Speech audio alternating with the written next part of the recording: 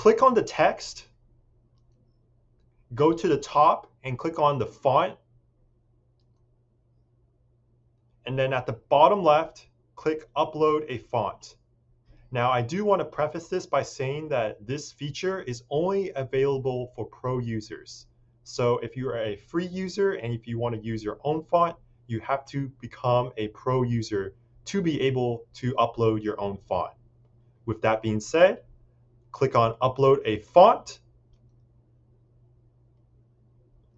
Here I have an example font of what I'm going to use. So you can either use TTF or OTF format.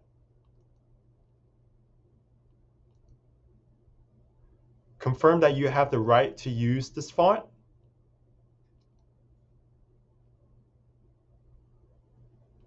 And then on the left-hand side, you can choose the font that you just uploaded.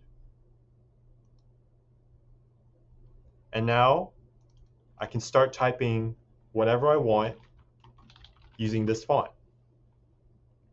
If you have any questions or comments, be sure to leave it down in the comment section below. If you enjoy my videos, consider subscribing to my channel. Thank you and have a great day.